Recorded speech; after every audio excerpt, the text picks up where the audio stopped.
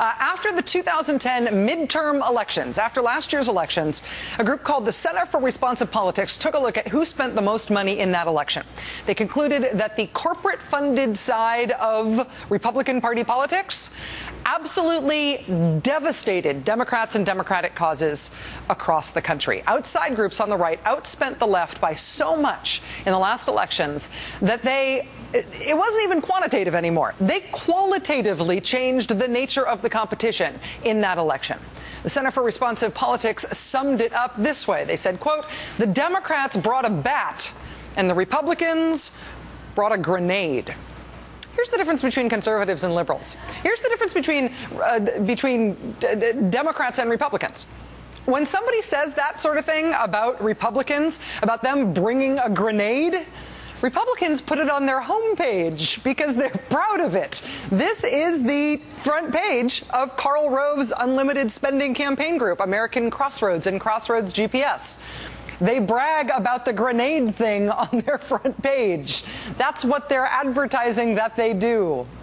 We can report tonight that Mr. Rove's groups may be about to bring that exact same grenade that they brought to the last election to what they see as the next big fight, a fight that we have been highlighting on this show for the past few nights. The organic, grassroots, vocal anger being expressed by regular American citizens to the Republicans who voted for the Paul Ryan Republican budget. The disapproval and the rage at Republican members of Congress for voting to kill Medicare, for voting to roll back tax rates for the rich to what they were in the 1930s. Not one senior citizen is harmed by this budget. What? You're a liar!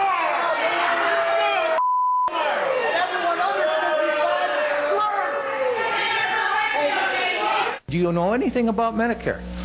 Well, I'm not on it, no. That's what I'm driving at. You asked if I voted to abolish Medicare, but I did not. Well, you did vote to abolish Medicare. That's what his vote is. As we have noted on this show, there has been a minor Republican Party freakout over all of this. House Republicans held their own conference call yesterday to try to do some damage control about how to better message their votes for the Paul Ryan Republican budget. A congressional aide telling Reuters today, quote, "Some members are feeling the heat." But post Citizens United, if you're talking about how politics really happens, frankly, the parties can almost be irrelevant. The Republican Party can hold as many conference calls for its members as they want. It's the corporate side of Republican politics that will be fighting this fight for them in big dollar amounts. And the corporate side of Republican politics is mounting a counter-offensive on this that is pretty breathtaking in scope. On one side of this fight, again, are folks like this random veteran in Florida who's expressing his anger about the Republican plan to kill Medicare and cut VA benefits in favor of tax cuts for the rich and for corporations. That gentleman showed up yesterday at a town hall event held by Republican Congressman Daniel Webster of Florida. We played his remarks on last night's show, so we'll use him as a means of understanding that one side, right? That's one side of this. Here's what's on the other side. Something unusual happened last week in Washington, D.C., of all places. Elected officials actually did what they said they would. The House passed a budget that protects and preserves Medicare for years to come. And our Congressman, Daniel Webster, voted to protect Medicare and keep it secure for future retirees. Paid for by the 60 Plus Association. Paid for by the 60 Plus Association. Paid for by the 60 Plus Association. That sounds like in real time. According to 60 Plus, they say the Republican plan, the Paul Ryan plan, protects and preserves Medicare by dismantling it, of course.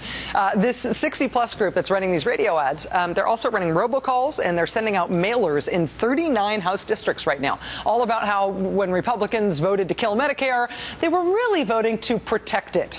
When they acted to kill, what they meant was to cuddle. 60 Plus is shelling out somewhere in the neighborhood of $800,000 on this campaign. Who is funding that? We do not know. 60 Plus does not disclose who funds them. In terms of what interests they advocated for in the past, though, back in the 2000s, this 60 Plus group lobbied against allowing states to re-import prescription drugs from Canada so they would be cheaper. Remember that fight? How does it even make sense that a seniors advocacy group would not want cheaper drugs for seniors? Why would they lobby in that direction?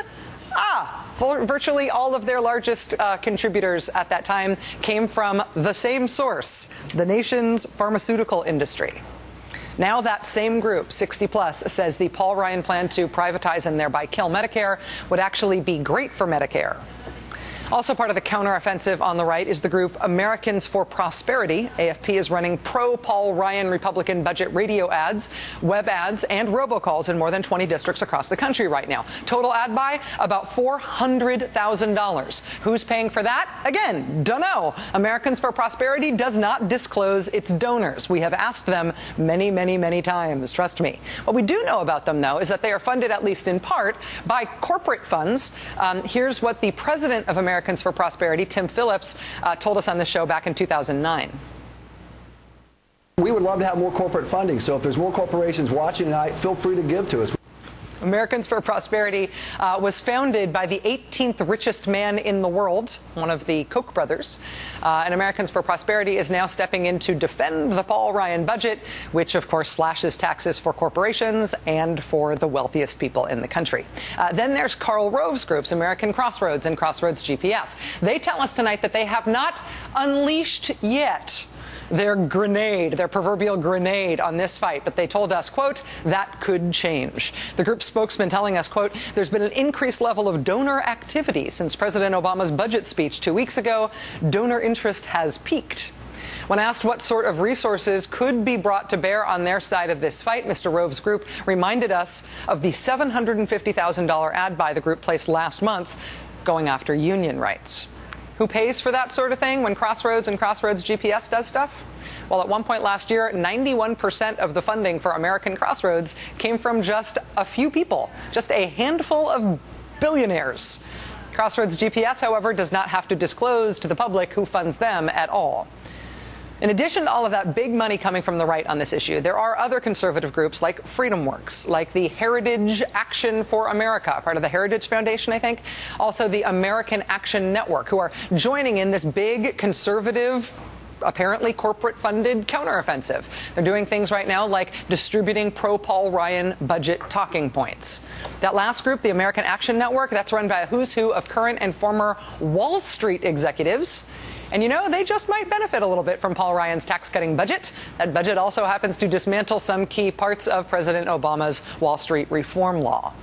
That's what we can figure so far about who's behind the conservative counteroffensive to stop the ringing denunciations of the Paul Ryan Republican budget that is lighting up town halls across the country right now.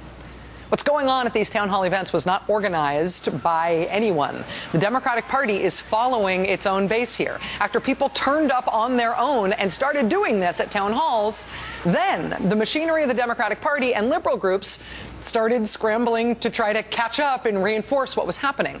But take a look at their efforts on the left compared to the corporate-backed efforts happening on the right. Right now, the Democrats' House Campaign Committee, the DCCC, is running radio ads, web ads, and robocalls attacking the Paul Ryan budget. They're running them in 25 separate swing districts. Total ad buy, $6,000. That's not a typo. A Democratic group called the House Majority PAC is now running radio ads in 10 districts. Their total ad buy is $100,000. And that's about it that we know of. Look at how the two sides stack up against each other, right? I mean, here's the money on the right. $800,000 from 60 Plus, $400,000 from Americans for Prosperity, whatever Karl Rove's billionaire groups lob into the mix. And their last big buy, remember, was $750,000. Who knows what else from these very well-funded other conservative groups who've now said that they're going to get in on this. That's what we've got on the right. Compare that to, bink, $106,000 on the left. It does appear that liberal groups are going to try to raise money to compete here. Groups like Americans United for Change and Protect Your Care is one group. Move On. These groups are already doing some early organizing, but look at what they're trying to compete with. There is real political potency to what is going on here, to the national reaction to what the Republicans in the House just voted for. If what the Republicans have to run on this year and next year is a plan that defines their party, a plan to kill Medicare, A budget that is a Rotten Tomato target, even in red districts all across the country. For Republican electoral chances, that just won't do.